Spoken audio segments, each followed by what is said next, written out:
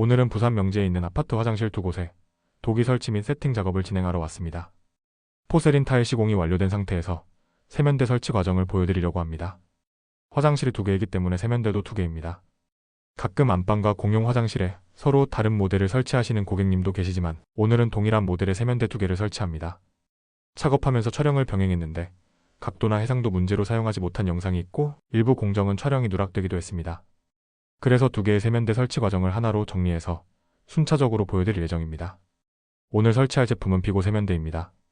가성비가 좋기로 유명해서 요즘 고객님들께 인기가 많습니다. 두 화장실 모두 젠다이가 시공되어 있습니다. 젠다이가 있는 경우 세면대가 정확히 젠다이 중앙에 위치해야 합니다. 물론 배관 위치나 구조상 약간 치우치는 경우도 있지만 가급적 중앙 정렬이 중요합니다. 배관 상태를 살펴보니 메꾸라가 너무 깊게 들어가 있네요. 메꾸라는 공사 중 임시로 수도를 막아두는 부속입니다. 메꾸라는 장님이라는 뜻의 일본어인데 제가 추측컨대 물이 흐르는 상태를 눈이 잘 보이는 상태에 비유한다면 물이 흐르지 않도록 막았으니 장님이 되었다. 이런 의미로 사용하기 시작한 게 아닐까 생각합니다. 구멍을 메꾸니까 메꾸라다 라고 말씀하시는 분들도 많이 계십니다. 한국어로도 나름의 뜻을 가지고 있으니 현장에서 계속 널리 쓰이는 것 같습니다. 이 현장의 경우 타일 시공면과 기존 배관 마감 라인 사이에 약 5cm 정도 공간이 있습니다. 이대로는 세면대용 수도 부속을 연결할 수 없어 배관 연장 작업이 필요합니다. 수도 계량기를 잠근 후 메꾸라를 제거합니다. 이 부분은 세면대에서 사용한 물이 내려가는 통로입니다. 벽에 있으면 벽 배수관, 바닥에 있으면 바닥 배수관이라고 부릅니다. 보통은 PVC 재질이며 직경 35mm가 일반적이지만 30mm부터 50mm까지 다양하게 존재합니다. 이 현장의 배수관은 타일 마감면보다 훨씬 안쪽으로 들어가긴 했지만 타일 사장님이 빈 공간을 시멘트로 야무지게 채워놓으셔서 누수 염려는 없을 것 같습니다. 그 다음은 수도 배관 주변에 붙은 시멘트 덩어리를 제거하고 부속을 돌릴 때 간섭받지 않도록 타일 일부를 다듬습니다. 포세린 타일은 망치나 드라이버로 깨면 안 됩니다. 원치 않는 부분까지 깨져서 타일 교체로 이어질 수 있습니다. 반드시 융착 코어 비트를 사용해 천천히 조금씩 갈아내는 것이 안전합니다. 느리지만 확실한 방법입니다. 제가 망치와 일자 드라이버로 배관 주변의 시멘트들과 타일 접착제를 깨고 있습니다. 포세린 타일 아니고 배관 주변입니다. 망치질을 할 때는 망치를 세워서 때리기보다는 눕혀서 사용하는 것이 훨씬 안전합니다. 타격이 빗나가면 타일이 박살나거나 손이 박살날 수 있으니 망치의 측면을 이용하시기 바랍니다. 연장 부속을 넣어보고 걸리는 부분이 있다면 추가 작업을 해줍니다.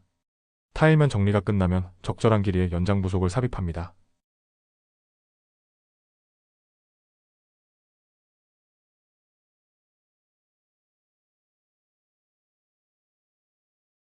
그리고 벽면 타공 부위와 배관 주변 틈은 반드시 실리콘이나 시멘트로 마감합니다.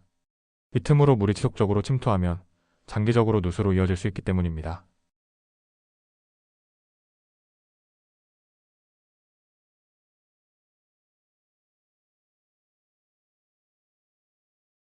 문제가 없으면 앵글 밸브를 체결해 단단히 고정합니다.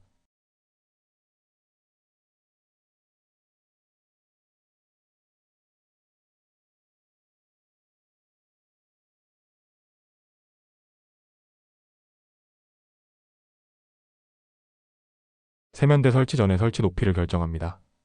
세면대 높이는 단순히 보기 좋은 수치가 아니라 사용 편의성, 배수 구조, 유지 보수까지 모두 영향을 주는 요소입니다. 일반적으로 가장 많이 사용되는 높이는 바닥 타일에서 800에서 850mm 사이입니다. 이 범위 안에서 설치하면 성인 남녀가 허리를 과하게 굽히지 않아 사용이 편리하고 장시간 사용해도 불편함이 적습니다. 어린 자녀가 있다고 너무 낮게 설치하기보다는 발판을 사용하는 걸 권장드립니다. 세면대는 벽면에 앙카 2개로 고정됩니다. 제품마다 고정 구멍 간격이 다른데 오늘 설치할 모델은 180mm입니다. 세면대 뒷면 구멍 간격을 측정한 다음 벽의 타공 위치를 표시하고 코와 용착 비트로 타공을 시작합니다. 드릴 각도를 비스듬하게 시작해 타일에 흠집을 낸 후 본격적으로 타공합니다. 그렇게 하지 않으면 코와 용착 비트가 크게 원을 그리면서 타일에 스크래치가 나거든요. 그리고 타공 중에는 물을 계속 뿌려 코어 비트의 과열을 방지하고 먼지를 최소화합니다. 세면대 앙카용 비트 사이즈는 12mm를 사용하시면 됩니다. 포세린 타일에 구멍을 뚫고 나면 일반 비트로 교체하고 콘크리트 벽체에 타공을 해줍니다.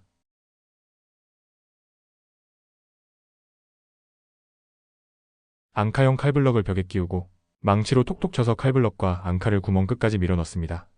공구로 앙카를 돌려서 고정합니다.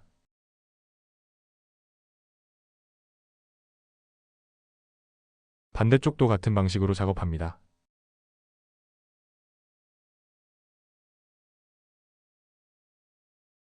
앙카의 방향이 아래를 향하고 있을 경우에는 수평보다 약간 들어 올려줍니다.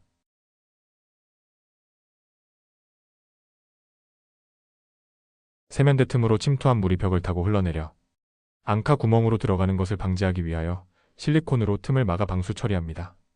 화장실 시공할 때는 색깔 관계없이 곰팡이 방지용 실리콘을 사용하셔야 합니다. 곰팡이 방지용이라고 해서 곰팡이가 전혀 발생하지 않는 것은 아니지만 일반 실리콘에 비하면 늦게 발생하고 적게 발생합니다. 세면대를 앙카 위치에 맞춰 끼운 뒤 수평을 확인합니다.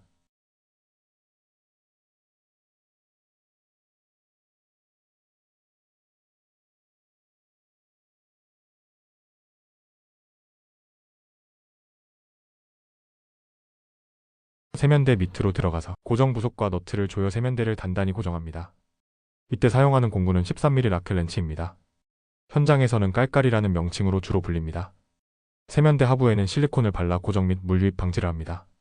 상단 테두리에 실리콘을 쏘는 분들도 계시지만 시간이 지나면 곰팡이와 물때로 지저분해질 수 있어 요즘은 시공하지 않는 경우도 많습니다.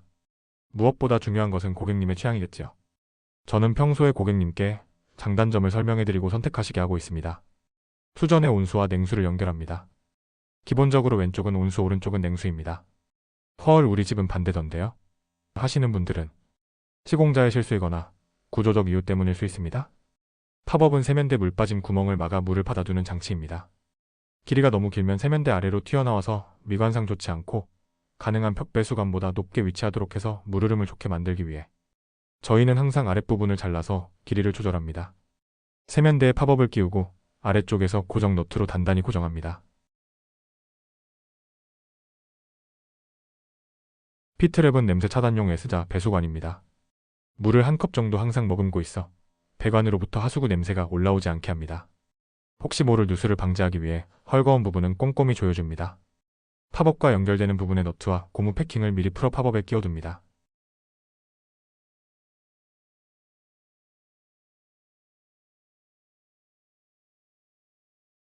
배수관과 연결되는 쪽에 고무 패킹도 빼서 빈틈없이 배수관에 밀착합니다. 그 다음 피트랩을 배수관에 삽입하고 아까 팝업에 끼워둔 너트와 고무 패킹을 피트랩 나사산에 맞춰 결합합니다. 마지막으로 피트랩의 모양을 바로잡아주면 됩니다.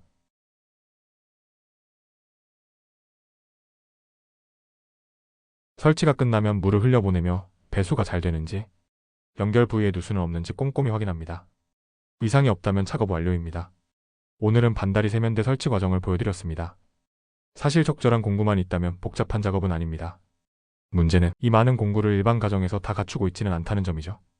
하지만 설치 과정을 알고 계시면 시공자와 소통이 쉬워지고 문제가 생겼을 때 정확한 확인이 가능하니 배워두셔서 손해볼 일은 없습니다. 앞으로도 욕실 리모델링과 설비 작업에 유용한 정보를 담은 영상을 계속해서 전해드리겠습니다. 시청해주셔서 감사합니다.